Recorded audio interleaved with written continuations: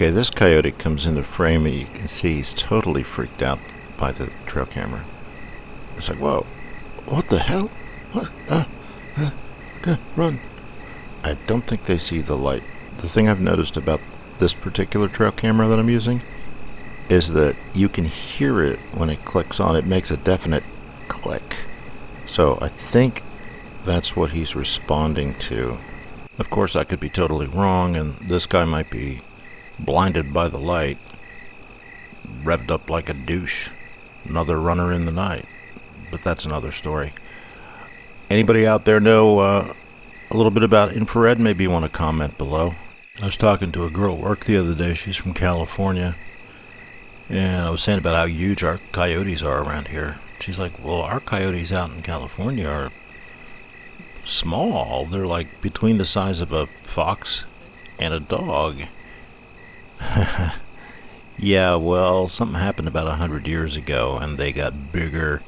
Here we have a comparison between our farm dog Daisy, a black lab, and one of our regular coyotes. And you can see the size is about the same. Coyote might be a little bit smaller, and definitely Daisy's a little bit fatter. The spot where I have the trail camera set up on the farm is almost perfect, because it's the confluence of a couple of animal trails and our regular lane. To the left of the camera, about 100 feet, is a creek where all the animals come to drink. We get coyote, deer, foxes, you name it. They come down to the stream. Whoa, did you see that? I'll slow it down a little bit there. Mr. Flashy Coyote is flashing by, trying to get out of the light, I guess. Whoa! What was that? Spider. Okay, Mr. Flash is heading down to the creek now to get a drink with his life partner, I'm sure. Here we have a still photograph. Up until a couple of weeks ago, I was stuck on taking pictures, just still pictures with the Trailcam, but it's some of these pictures that got in me the sense that I really needed to be taking video again. I had a bad experience with video a few years ago. Problems with the camera, problems with the memory card, and whatever. So I started taking exclusively pictures, but those pictures helped convince me that I needed more action.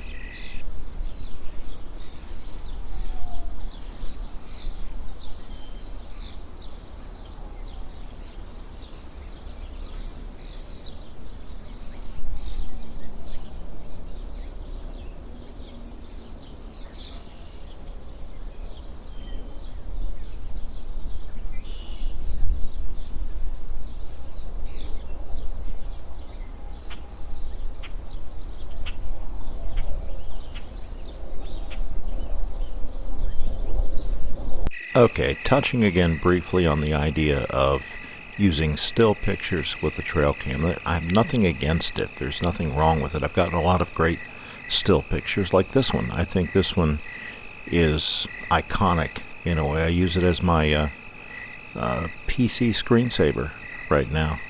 It's a great picture of a coyote.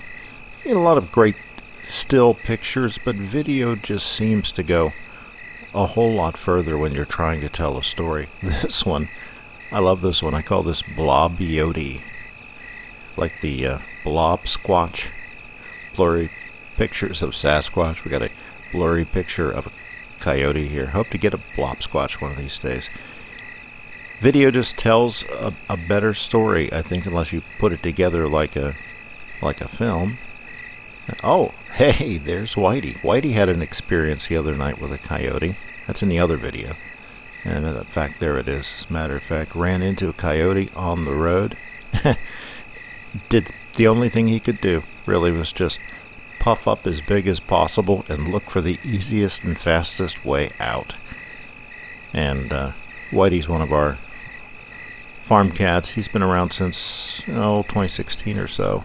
We've got about 30 outdoor cats on the farm, working cats.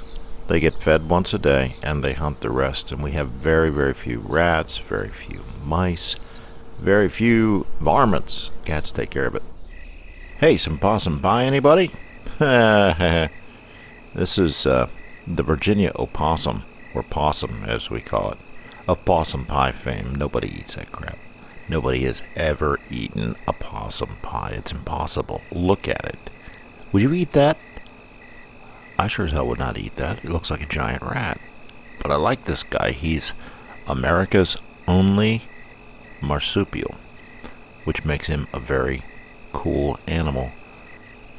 Pie or no, we've got a ton of these things around the farm. They don't do anything, but they're cool. This is as good a place as any to say thank you so much for watching this. Subscribe, and we'll see you next time.